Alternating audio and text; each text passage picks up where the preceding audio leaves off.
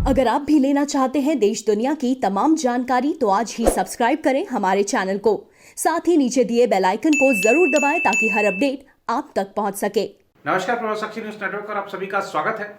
विश्व प्रसिद्ध बाबा बद्रीनाथ धाम के कपाट आज सुबह खोल दिए गए और इस दौरान खास तौर पर पूरे मंदिर परिसर को सैनिटाइज किया गया था और बाहर जो फूलों की लड़ियों से मंदिर को सजाया गया था वो भी सारे फूल भी सैनिटाइज किए गए थे।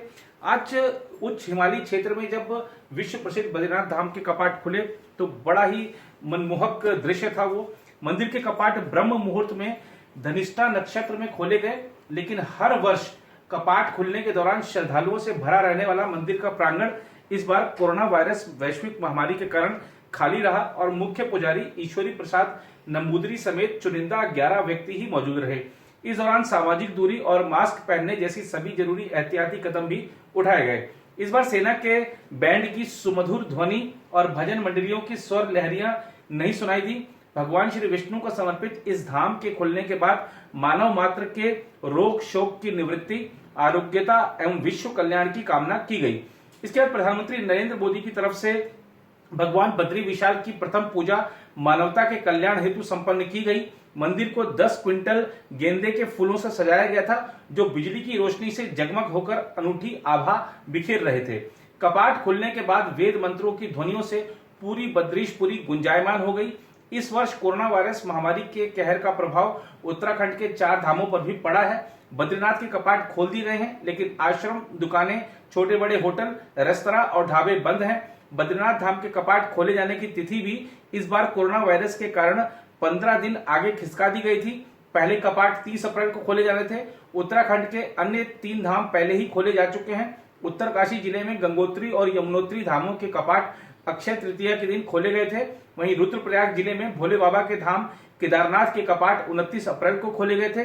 कोरोना वायरस महामारी के कारण इस वर्ष 4 धाम यात्रा से अभी श्रद्धालुओं को दूर रखा गया है और केवल कपाट खोले गए हैं। प्रदेश के मुख्यमंत्री त्रिवेंद्र सिंह रावत ने बद्रीनाथ धाम के कपाट खुलने पर देश विदेश के श्रद्धालुओं को शुभकामनाएं दी और कामना की कि भगवान बद्री विशाल विश्व को कोरोना वायरस से मुक्त करेंगे।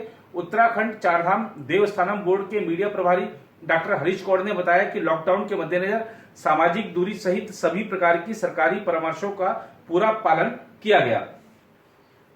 आपने कभी ऑटो रिक्शा पकड़ा हो तो आपने कितने किलोमीटर का सफर किया होगा?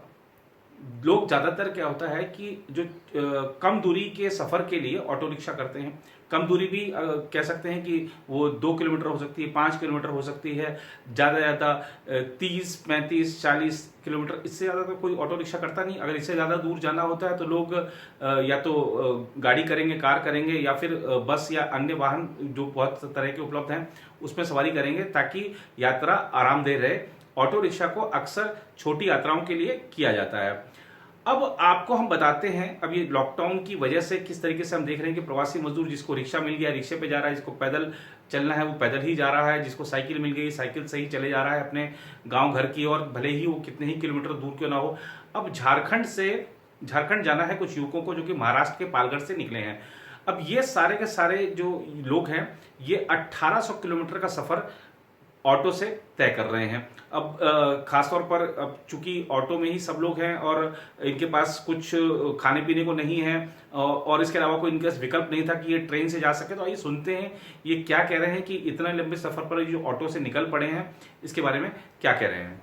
महाराष्ट्र से मतलब पालघर डिस्ट्रिक्ट पालघर है, मतलब झारखंड जा रहे हैं। करीब 1800 किलोमीटर का है। वहाँ हम 3 दिन हो गए, 12 तारीख को निकले वहाँ से। रास्ते पे चल रहे हैं, खाना वाना तो मिलता, होटल सब बंद है, सब जो दे रहे हैं वो लोग खाते पीते जा रहे हैं, नहीं मिलते तो ऐसे चल रहे हैं, क्या करेंगे हम लोग। इतना वहाँ कुछ काम तो रह गया नहीं, खाने का पैसा भी वहाँ नहीं है, तो वही सोचा कि चलो तो पैसा जो है वो मतलब किसी तरह से घर पहुँच जाए, ट्रेन तो है चल नहीं रही है, इसके लिए हम लोग सब अपना घर किसी तरह चल जाएंगे।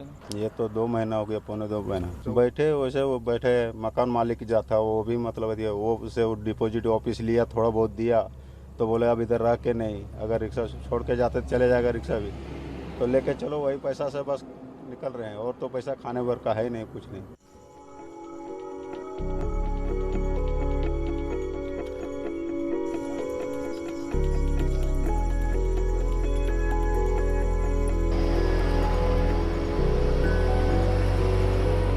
ये तो आपने देखा कि बंबई से जो झारखंड के लिए लोग जा रहे थे। अब ऐसी ही एक और आपको कहानी दिखाते हैं प्रवासी श्रमिकों की। कुछ 5 युवकों का एक समूह है जो कि बंबई से निकला है अपने घर बिहार जाने के लिए, और ये लोग भी ऑटो रिक्शा में जा रहे हैं। आइए देखते हैं ये क्या कह रहे हैं। मुंबई से आ रहा हूँ, जुहू से हम लोग। परसों चला था 1 बजे दिन में। मैं स्विगी में डिलीवरी का, होम डिलीवरी का काम करता हूँ। हम लोग 5 आदमी हूँ। बाकी लोग भी सब वहीं पे काम करता है, लेकिन अलग अलग काम है सबका। नहीं सर, हम लोग बहुत कम से कम 2 महीना वेट किया और बहुत प्रॉब्लम हो रहा था वहाँ पे खाने पीने का और रहने का। मकान मालिक भी बार बार किराया मांग रहा था। उधर नीतीश कुमार जो है बोल रहा था कि हम लोग कुछ व्यवस्था करूँगा, लेकिन वो रोज़ जो है अपना मतलब रोज़ कभी बोलता था चालू होगा, कभी बोलता था नहीं होगा। हम लोग रोज़ न्यूज़ देखता था कि कुछ होगा, लेकिन जब हमारे लोगों का ना मतलब भरोसा ख़त्म होने लगा कि अभी कुछ नहीं करने वाला है, तो लास्ट में हम लोग सोच लिया कि ऑटो से ही अपने गांव जाना है, अपना पैसा लगा। उधर अगर हम दिल्ली की बात करें तो दिल्ली में जो दिल्ली परिवहन निगम की बसें हैं अब वो शुरू हो गई हैं, लेकिन उन्हीं लोगों के लिए शुरू हुई हैं जो कि रेल यात्री हैं। रेल से अगर कोई दिल्ली पहुंच रहा है तो उनको उनके गंतव्य तक ले जाने के लिए, और ये भी जो सीमित रूट के लिए तय की गई हैं, उनको बसें मिल रही हैं। कम से कम कुछ राहत मिली है उन लोगों को जिनके पास कोई कैब को देने के लिए पैसे नहीं है, या जिनके पास कोई निजी वाहन नहीं है, दिल्ली में ऐसे किसी व्यक्ति को जानते नहीं जो आके उनको रिसीव कर ले। तो ऐसे लोगों के लिए बस काफी राहत भरी बात है। हालांकि सीमित रूट पे है, तो इसलिए जिन लोगों को उस गंतव्य से आगे की यात्रा करनी है उनके लिए बहुत मुश्किल भी है, क्योंकि दिल्ली में इस समय गर्मी भी पड़ रही है अच्छी खासी। इसके अलावा अगर हम बात करें तो कोरोना वायरस के मामलों की, तो कोरोना वायरस के जो मामले हैं संक्रमण के, आज के स्वास्थ्य मंत्रालय के जो आंकड़े हैं सुबह के, वो बताते हैं कि 82,000 को टच करने के करीब आ गया है जो संक्रमण का मामला है। जो मृत्यु की अगर बात करें तो पिछले 24 घंटों में 100 लोगों की और मृत्यु हो गई है, लगभग 2600 के आसपास ये आंकड़े हैं। और अगर हम बात करें स्वस्थ होने वाले लोगों की तो 27,000 को पार कर गया है ऐसे लोगों का आंकड़ा जो कि स्वस्थ होकर कोरोना वायरस को हराकर घर जा चुके हैं। अब देखना है, सारी नजरें इस पर हैं कि लॉकडाउन 4 में क्या खुला रहता है, क्या बंद रहता है, क्योंकि अधिकतर राज्य सरकारें आज शाम तक प्रधानमंत्री नरेंद्र मोदी को, प्रधानमंत्री कार्यालय को जो अपनी प्रस्ताव है कि लॉकडाउन 4 में क्या खुला रहना चाहिए, क्या बंद रहना चाहिए, कौन सा रेड जोन रहना चाहिए, कौन सा ग्रीन जोन रहना चाहिए, कौन सा ऑरेंज जोन रहना चाहिए, इसके बारे में प्रस्ताव अपने प्रधानमंत्री कार्यालय में या गृह मंत्रालय तक में सबमिट कर देंगे। उसके बाद सरकार की ओर से, केंद्र सरकार की ओर से कोई ना कुछ जो माना जा रहा है कि आज नहीं कल इसके बारे में सारी जानकारी आ सकती है कि लॉकडाउन 4 में क्या खुला रहेगा, क्या बंद रहेगा।